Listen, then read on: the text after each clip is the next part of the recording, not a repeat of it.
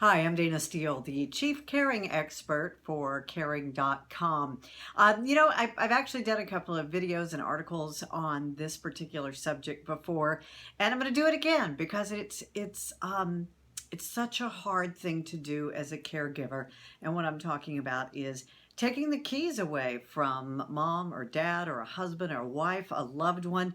That's probably, not even probably, that is definitely the hardest thing to do, is to take the keys away. And it can be, it's not only hard on you, but it's very hard for somebody to give up driving. That's sort of your last bastion of freedom. And once you give that up, you feel like everything's over. I know with mom, we had to, well, we've talked about it before here. We call it a therapeutic fib.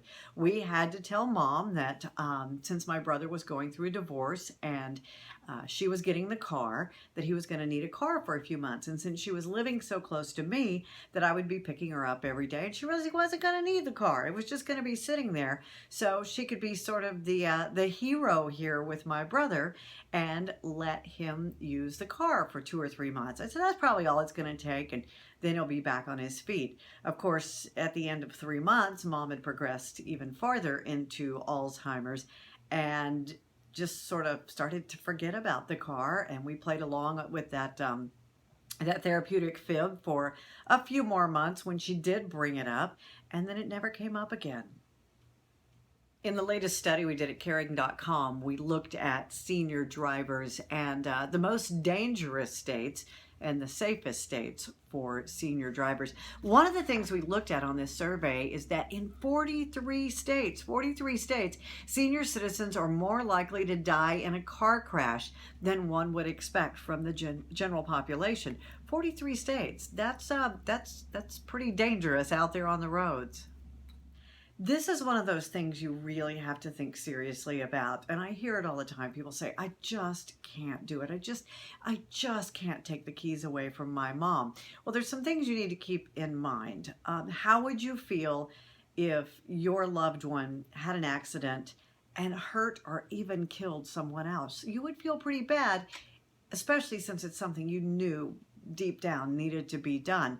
Another thing is if you've ever talked about it, you've posted about it, you've mentioned it to anyone, you've done any online searches on it, and your loved one hurts someone or kills someone, and it gets out that you did know, then you can become liable for this. You can lose everything. Another thing people say to me is, well, you know what, my mom, she's doing okay. She's doing okay. She can still find her way around. She's not getting on the freeway. She's driving on surface streets, and she's fine. She's good. She still knows where she's going.